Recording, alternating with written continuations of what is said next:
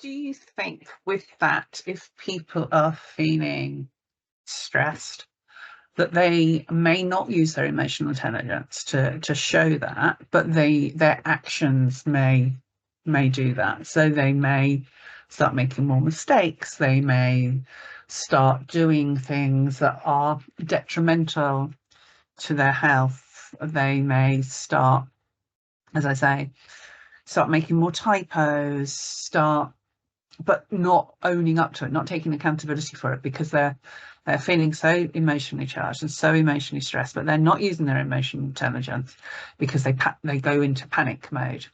So they're making mistakes and they're covering them up when they're just hoping that that isn't going to be dealt with.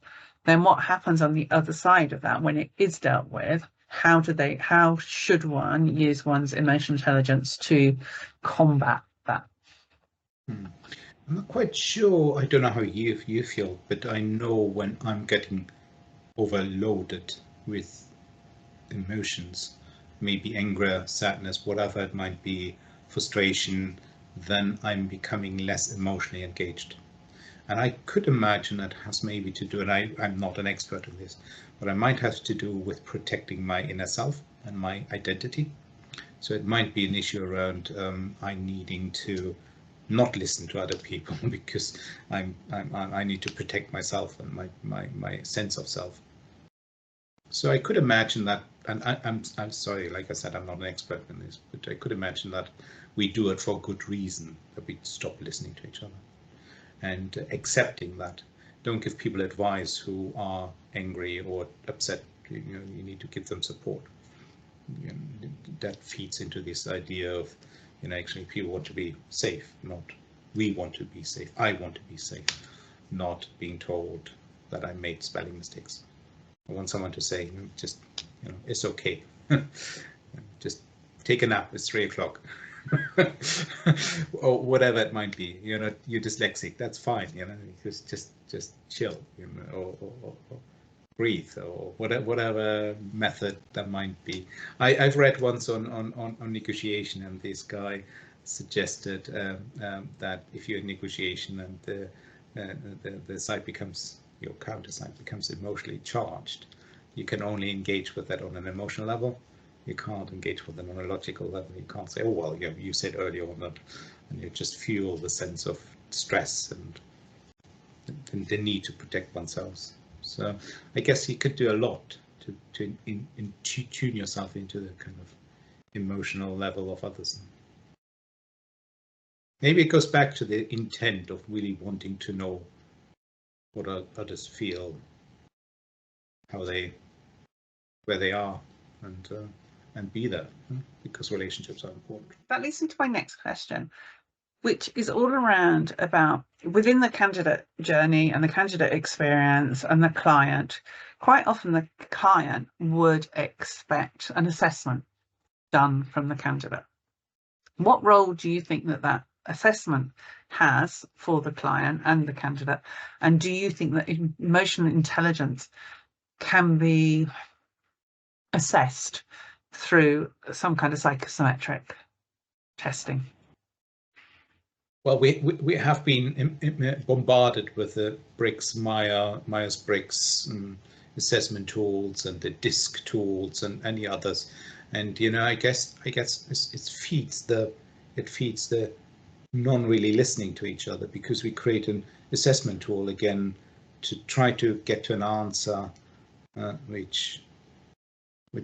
I'm sure there's lots of research being done for the value of assessing people, because you might less be less driven by your intuitions, but I'm not sure if intuitions are so wrong, and, I'm not sure. It hasn't made the world a better place, I think, necessarily. I don't think we have making necessarily better talent acquisition decisions with the assessment tool. I'm not sure if we do or don't. I don't have statistics, but I'm not convinced that we do. I think it fits maybe again into the element of, can people do the job, but not necessarily if they are, how they fit into a team. we still don't want to put a team together that disrupts each other. Sure, we want a team that stimulates each other because we have different views sufficiently to drive things forward and keep things interested, but we also want it sufficiently similar so we are safe with each other. So we employ people who keep us safe, and we employ people at the same time to keep us interested and drive us forward. But it's equally important.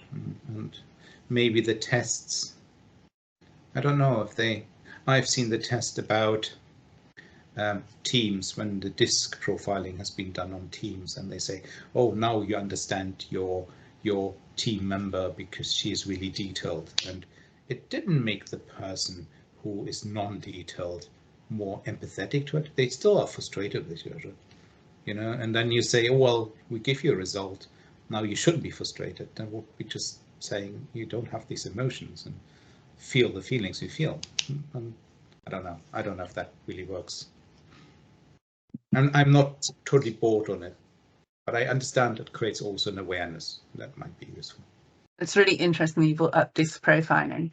So in my previous company, it was something that we used a lot, not for candidates, but internally. And I took part in some user research with a couple of the researchers. And we did the DISC profiling, I don't know, say on the 1st of February. And we did it, and I ticked all the boxes, and you go through it and you tick the boxes that you want to be. You don't necessarily tick the boxes that you are, but you tick the docs because you want to be the influencer, you want to be the social person. Nobody wants to be the dominant, the dominant. Nobody wants that person. Or I didn't anyway. So I ticked all the boxes that I wanted to be, and it came back and I was S and I think. And then we went back through it 3 months later, and I couldn't remember any of the boxes that I ticked. So I ticked completely different ones and came back with a completely different personality trait. It was so interesting how none of it was real. None of it was true, because nobody was ticking the boxes that really led them to who they truly believed they were. You were ticking those boxes thinking, oh yeah, this is not. Are you a team player? Oh yes. Do you like to lead from the top? Oh yes. Do you take direction well? Oh yes.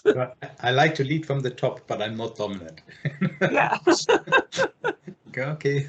Yeah. But maybe, sorry, I get a little bit of a sense here that we are on the same page, and maybe that's not helpful because I can relate to that. But maybe to stimulate a more productive discussion on this, we might need to have people who are interested and fully bought into the DISC profiling, because otherwise we're just reconfirming our own views.